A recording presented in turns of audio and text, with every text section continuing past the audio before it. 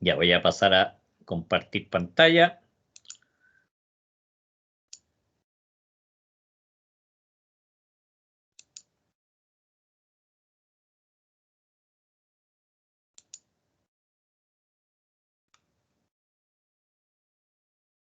Ahí quedamos el día de la última clase, ¿cierto? ¿Se ve bien, chiquillos? ¿Se ve bien la presentación? Sí, profe, por lo menos a mí sí. Por lo menos a ti sí. Ya, qué bueno. Eso quiere decir que para el resto también se debe ver bien. Pues bueno, vamos a comenzar entonces. Estamos viendo esta semana lo que son los aspectos legales respecto y que relacionados con el tema de la distribución. Ayer estuvimos viendo el DFL4, el decreto con fuerza de ley número 4. Vamos a ver que hay varios artículos que son similares o iguales a los que aparecen en el decreto Supremo 327. Al decreto Supremo 327 se le denomina el reglamento eléctrico. Reglamento eléctrico. ¿Ah? Acá se dictan todo lo que son los temas de la calidad, aspectos bien importantes de los plazos de ejecución de empalmes, por ejemplo. Ahí vamos a ir viendo paso a paso, vamos a ir viendo cada uno de los artículos para ir comentando y obviamente si tienen de repente alguna pregunta que realizar, ustedes inmediatamente por favor activan el micrófono, siéntanse con la plena libertad, ¿cierto?, de interrumpir y preguntar lo que yo no haya dejado claro o lo que ustedes no hayan entendido. Vamos a partir desde el artículo 13, que este era similar a lo que vimos en el artículo 16 del DFL4. ¿Ah? Dice, las concesiones de servicio público de distribución otorgan el derecho a usar bienes nacionales de uso público para atender líneas aéreas y subterráneas. Como obviamente es una concesión de distribución, ¿cierto? Este derecho es para las líneas de distribución, tal cual dice ahí, y en la zona de concesión. Vimos bien ayer, ¿cierto?, que todo lo que eran los servicios públicos eran otorgados ya por el Ministerio con firma del presidente a través de un decreto, ¿cierto?, un decreto supremo.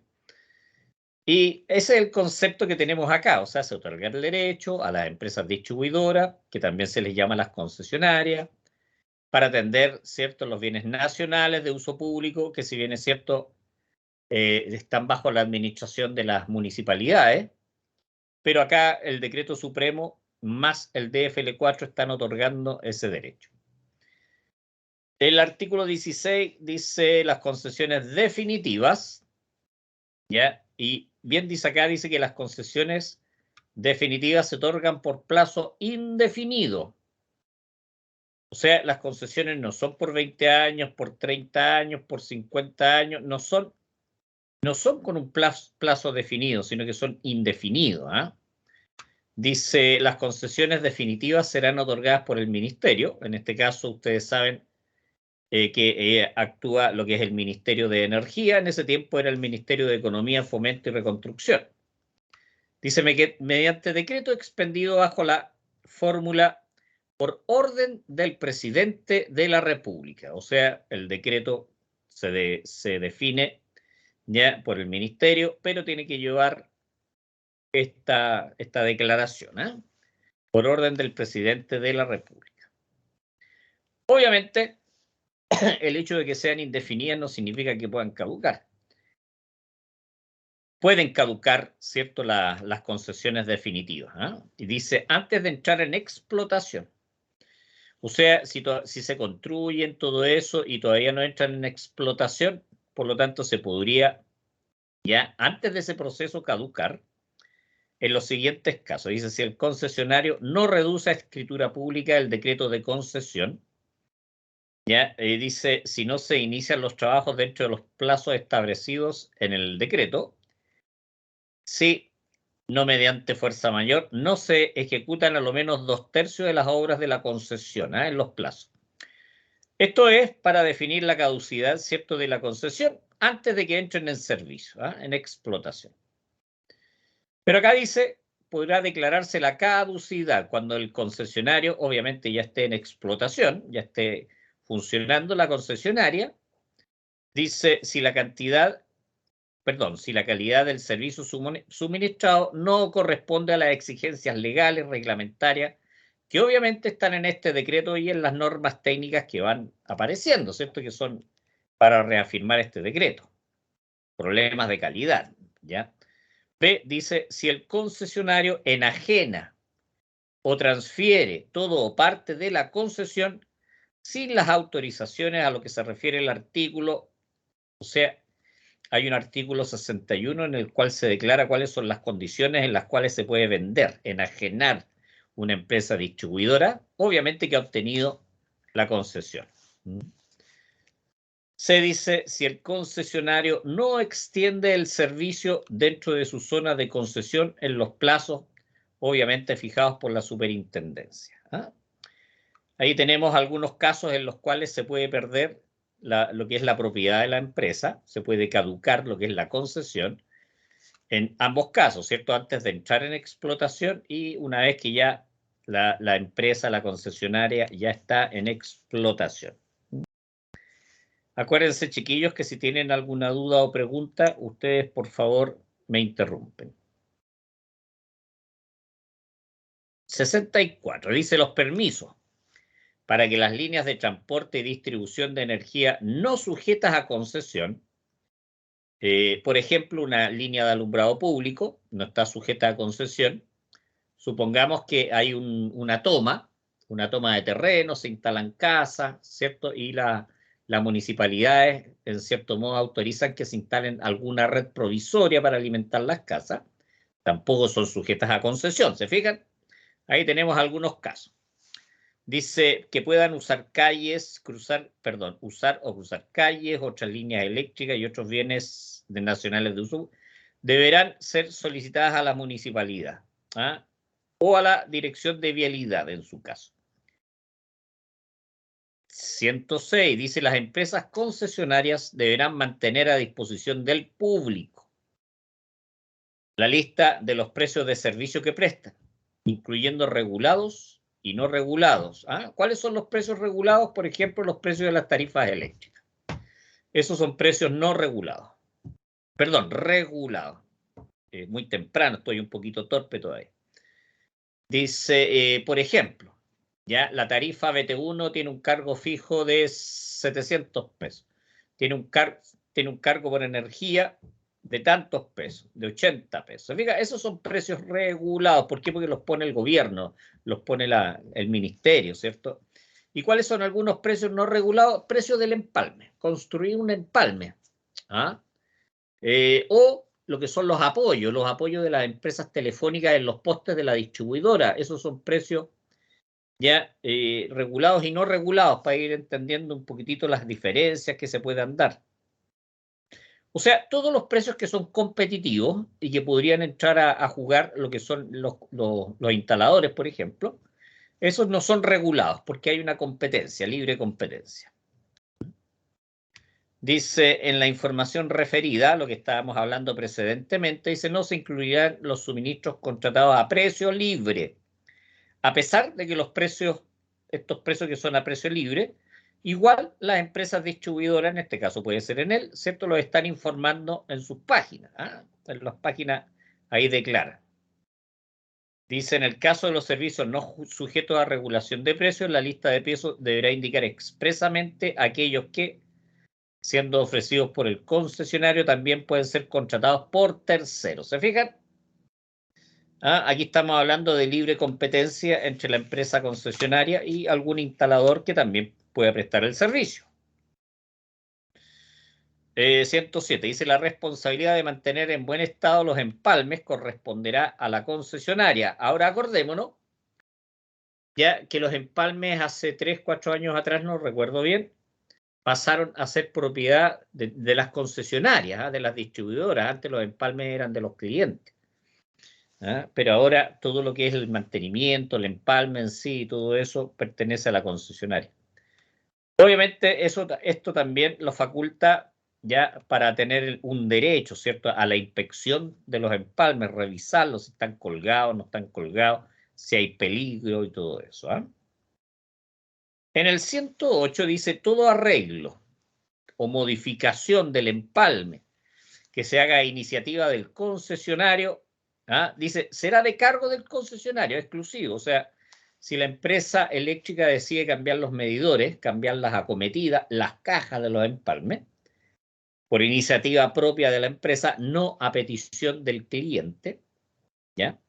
Entonces va a ser completo de cargo de ellos. Dice, en el caso de daños a empalmes ocasionados por accidentes en la vía pública, corresponderá al concesionario su reparación y perseguir de quien corresponda las responsabilidades civiles y penales. Supongamos que frente a mi casa pasa un camión con carga alta, alta, y chum, pasa a llevar la cometida de mi empalme, la corta la cometida. ¿Qué es lo que está diciendo acá? Que yo no debo pagar la reparación de esa acometida. ¿Quién debe hacer, cierto, las reparaciones? Lo debe hacer la concesionaria y perseguir al camión para cobrarle a ellos lo que es el trabajo realizado. Obviamente no lo van a pillar nunca. Pero más o menos eso es lo que está definiendo aquí en el artículo 108. Vamos a seguir con el 109. Dice, todo arreglo, modificación o reparación del empalme no comprendido en el artículo anterior, que es el 108, o que se enmarque en las acciones de mantención a que está obligado, será de cargo del usuario o propietario. Vamos a suponer ahora que yo estoy efectuando una poda de mis árboles en forma interior. La tijera se me pasa y corto yo la cometida. En este caso, los cargos vendrían a correr por parte mía. Eso es lo que se refiere este artículo, para tener claridad de la diferencia entre el 108 y el 109. Veamos el 111. Dice, en aquellas áreas de las respectivas zonas de la concesión en que exista servicio, este se haya extendido conforme al artículo anterior, obviamente el 110, que no está acá. Los concesionarios de servicio público deberán cumplir los plazos que se indican para la conexión o ampliación de los servicios. Eso quiere decir que por potencia, las empresas distribuidoras tienen un plazo para ejecutar los trabajos de conectar el empalme, por ejemplo, o los aumentos de capacidad. Y esto está definido por potencia, de 1 a 10 kilowatts. Son 15 días corridos, no son hábiles, sino que 15 días corridos. Obviamente, si cae el día domingo, ya se corre para el día lunes. De 11 a 150 kilowatts son 30 días corridos, y más de 150 kilowatts se fija el plazo de común acuerdo, pero este plazo no podrá superar los 120 días. Estamos hablando de empalmes nuevos y aumentos de capacidad, dependiendo de la potencia. Obviamente que estos plazos, cuando empiezan a cumplir, una vez que el cliente haya pagado todo, haya entregado todos los antecedentes, haya firmado los contratos de suministro, todo eso, ahí empiezan a correr los plazos definidos en el artículo 111. El artículo 112 ya establece que los empalmes pueden ser construidos o deberán ser construidos por los concesionarios. Sin embargo, ya también podrán ser construidos por el cliente, obviamente con algún instalador autorizado que conozca bien las normas, las especificaciones y todo eso. Dice, bueno, si llegase a ser construido por un instalador el empalme, que está permitido de acuerdo a lo que estamos viendo aquí en la ley, lo que es la conexión del empalme ya es exclusivamente, ¿cierto?, de la empresa distribuidora. O sea, el cliente, el instalador, no puede conectar el empalme. Eso es lo importante. Porque hay que revisar si está bien conectado, si están bien hechas las uniones, si está correcto lo que es el medidor. Tienen que revisar todos esos aspectos. Dice, los concesionarios deberán exigir a los interesados que soliciten la conexión del servicio o un cambio de modalidad tarifaria, copia legalizada de los títulos de dominio del inmueble, o una autorización notarial, donde aparezca el dueño, ¿cierto? Y que pueda estar autorizando a un arrendatario, por ejemplo. Pero todo lo que son los aumentos de capacidad, modificaciones de empalmes, cambios de tarifa, deben ser solicitados por el dueño de la propiedad, por el dueño. No pueden ser solicitados por un arrendatario, a no ser que esté expresamente autorizado. Dice deber de todo operador de instalaciones eléctricas, ahí aclara bien, mantenerlas en buen estado de conservación en condiciones de evitar peligro para las personas o daño en las cosas, ¿ya? Sigamos viendo lo que dice. Las empresas concesionarias deberán mantener planos actualizados de sus redes, de tal manera que si algún particular necesita hacer un trabajo o otra empresa, ¿cierto? Una empresa de telecomunicaciones, de gas, la municipalidad, ¿cierto? Puedan acceder, ¿cierto? A las instalaciones, a los transformadores, conocer las secciones de los conductores y todo eso, ¿no? Cada empresa, obviamente distribuidora, tiene sus sistemas computacionales propios donde pueden determinar todas estas informaciones. Dice el proyecto, la construcción y el mantenimiento de las instalaciones solo podrá ser ejecutado por personal calificado y autorizado en la clase que corresponda. Hay un decreto que es el decreto 92, ¿cierto? Que es el que declara cuáles son las clases, ¿cierto? La clase A, instalador clase B, instalador clase C, ahí se declara cuáles son los niveles de tensión, los niveles de potencia y todo eso. Por lo tanto, se está refiriendo un poquito a ese concepto. Dice, los trabajos que se efectúen en redes desenergizadas deberán delimitarse entre elementos de maniobra, de modo que la desconexión sea claramente visible y debidamente señalizada. Obviamente, colocando las tierras que se deban instalar, ¿ah? Esto tiene que ver un poquitito con las 5 reglas de oro, ¿ah? 5 reglas de oro para efectuar trabajos seguros en líneas desenergizadas. Dice, los trabajos que se efectúen en instalaciones eléctricas ubicadas en vías públicas deberán estar señalizadas con barreras, elementos reflectantes, los conitos, ¿cierto? Todos esos elementos, un banderillero, una persona que esté dirigiendo de repente el tránsito, ¿ah? Eso es un poquitito a lo que se refiere el artículo 212. Del 217 dice el trazado de líneas aéreas por bienes nacionales de uso público y también por predios particulares, ¿cierto? Que pueden haber ahí algunas concesiones. Dice, deberá efectuarse de modo que en lo posible no se corten o poden los árboles ubicados a lo largo del trazado. Igual que como vimos en el decreto, ¿cierto? Perdón, en el DFL4, ¿ya? En este caso también se puede mandar una carta certificada con 10 días de anticipación a la municipalidad, a la dirección de vialidad del Ministerio de Obras Públicas, por ejemplo, o a la municipalidad, a la dirección de obras. Respecto de la calidad del servicio, que es algo ya hemos visto, y esto es fundamental cuando nosotros vamos a proyectar, porque el proyecto debe considerar lo que es la calidad y la calidad del servicio en su conjunto. Por lo tanto, ¿a qué se refiere cuando estamos hablando de calidad del servicio? ¿Cuáles son los parámetros a considerar?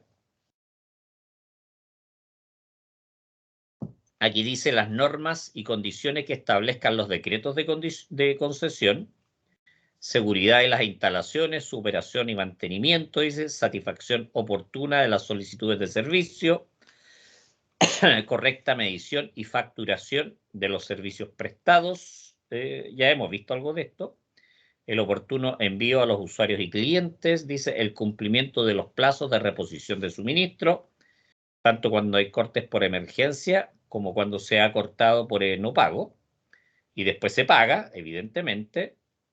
Oportuna atención y corrección de situaciones de emergencia, interrupciones de suministro, accidentes y otros imprevistos. Fíjense, todo esto involucra el concepto de calidad de servicio. Dice, la utilización de adecuados sistemas de atención e información a los clientes y usuarios, tanto presencial como online. Dice, la continuidad del servicio, ¿ya? Y también los estándares de calidad del suministro, ¿cierto? Que están declarados, obviamente, en este reglamento. ¿Cuáles son los estándares respecto de frecuencia, voltaje, flicker, armónico? 228, los usuarios no podrán exigir calidades especiales de suministro por sobre los estándares que se establezcan de acuerdo a los precios fijados, ¿cierto? O sea, las tarifas eléctricas que son puestas cada 4 años y los precios que los regula el Estado, por eso son precios regulados, clientes regulados, son establecidos en función a ciertas calidades. Y esas calidades están declaradas en este decreto supremo. Por lo tanto, un cliente no puede ser más exigente a lo que declara esta ley. ¿Ya? Dice, se entenderá que un usuario exige una calidad especial de suministro cuando la calidad solicitada al suministrador supera cualquiera de los estándares máximos señalados en este reglamento. ¿Ah? Ahora, cabe hacer presente que igual, si el cliente necesita una calidad especial de servicio, se puede llegar a un contrato. Por lo tanto, el cliente deja de ser ya un cliente correspondiente a la ley y todo eso, y pasa a ser un cliente a precio libre. ¿Ah? O sea, ¿existe eso? Existe. Dice, la frecuencia nominal del voltaje en nuestro sistema será de 50 ciclos por segundo. ¿No? 50 ciclos por segundo, y ahí obviamente ustedes pueden ampliar un poquitito más lo que dice el artículo 243, que dependiendo del tipo de sistema, en cuanto a los megawatts del sistema, se va dando cuáles son las holguras, las varianzas permitidas en el tiempo. ¿Ah? Respecto de lo que es la tensión, el voltaje, la norma técnica es bien clara y dice que en baja tensión va a ser de más o menos 7,5% durante el 95% del tiempo en 7 días. ¿Ah? 7 días. Se tiene que medir mínimo 7 días. En media tensión, más o menos 6%. En tensiones de 154 y superiores, más o menos 5%. Todo esto son el 95% del tiempo en una semana, ¿eh? En 7 días. Y la tensión inferior a 154, podríamos decir que es similar a lo que es la media tensión, que sería el más o menos 6%, el 95% del tiempo. Estamos viendo algunos aspectos de lo que es la calidad, ¿eh? La calidad del suministro, la calidad del producto, en este caso del producto electricidad, que debe contar con ciertos parámetros de calidad.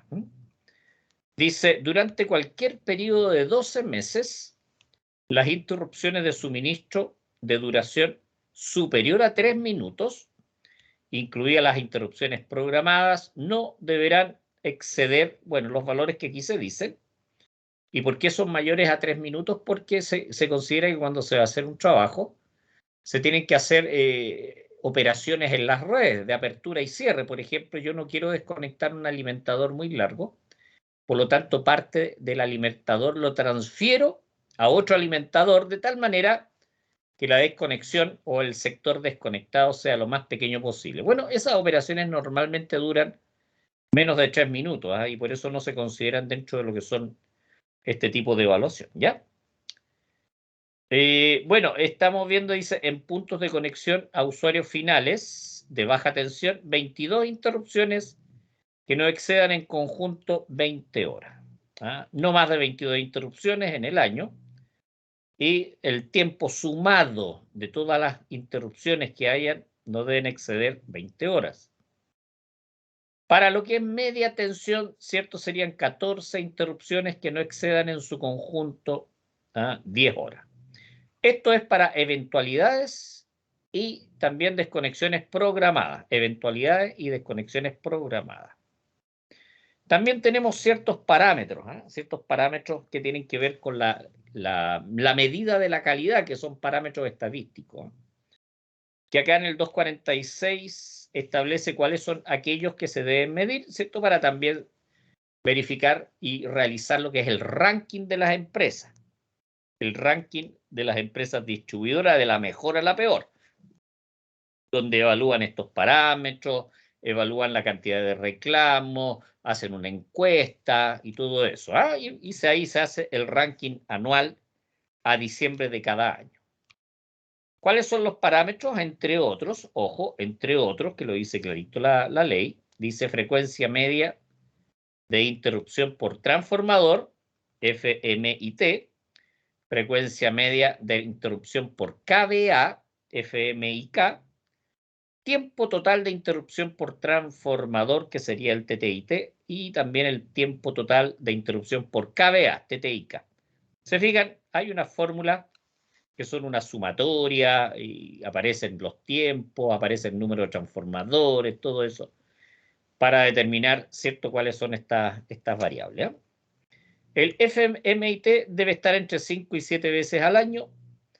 El FMIK entre 3,5 y 5 veces al año.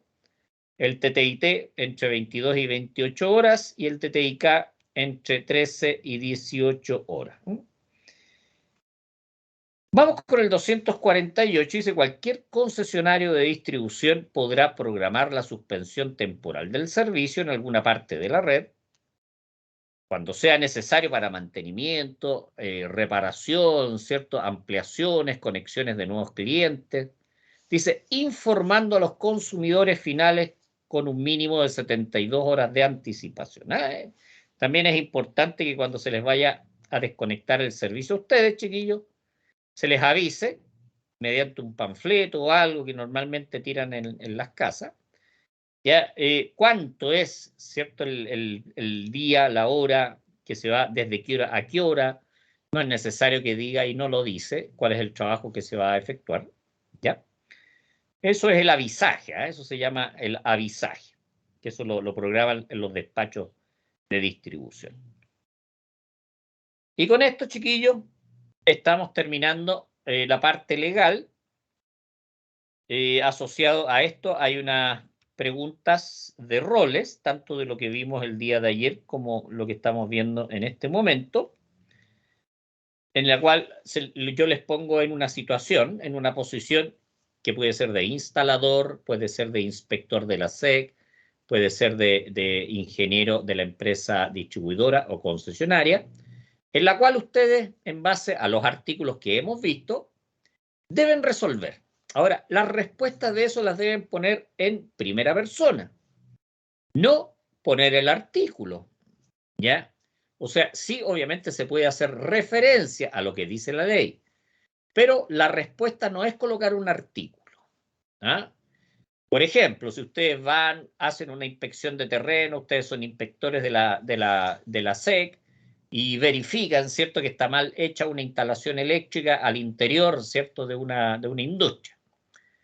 ¿Cómo deberían decir? Yo, ¿cierto? Yo como inspector, bla, bla, bla, bla, bla, haría que, de acuerdo a la ley, al decreto supremo, en el artículo 107, el cliente ya tenga que reforzar sus líneas, bla, bla, bla. O sea, esa es más o menos la idea. Por eso son juegos de roles, para hacerlo lo más práctico posible este tipo de situaciones. Y así vamos avanzando.